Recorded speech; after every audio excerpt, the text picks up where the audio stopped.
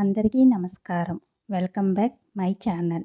ఈరోజు వీడియోలో 2025 సంవత్సరంలో శ్రావణ మాసం ప్రారంభం, ముగింపు తేదీలు, ఎన్ని శ్రావణ శుక్రవారాలు వచ్చాయి, వరలక్ష్మి వ్రతం ఎప్పుడు జరుపుకోవాలి, ఎన్ని శ్రావణ మంగళవారాలు వచ్చాయో, ఇటువంటి ముఖ్యమైన పండుగలు శ్రావణ మాసంలో ఉన్నాయి.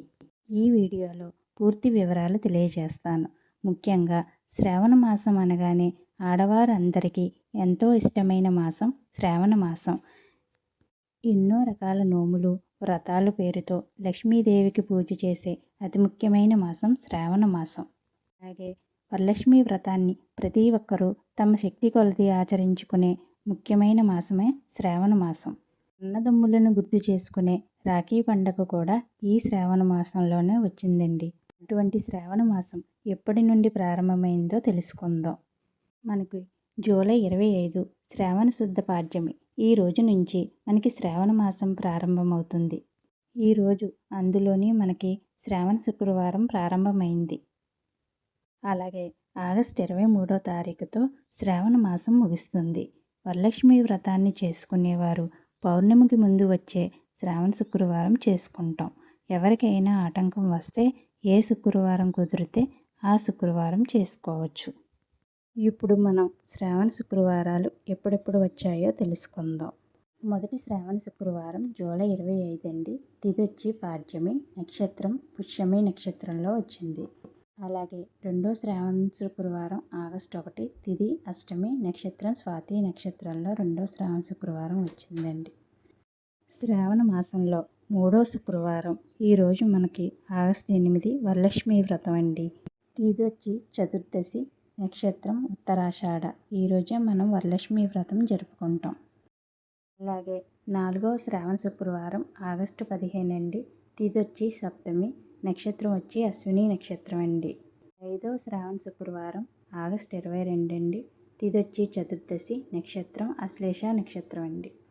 అలాగే వరలక్ష్మి వ్రతం రోజు పూజ చేసుకోవటానికి శుభ సమయములు, రాహుకాలం ఏమిటి అనేవి తెలుసుకుందాం. మనకు వరలక్ష్మి వ్రతం ఆగస్టు 8 మూడో శుక్రవారం వచ్చింది కదండి.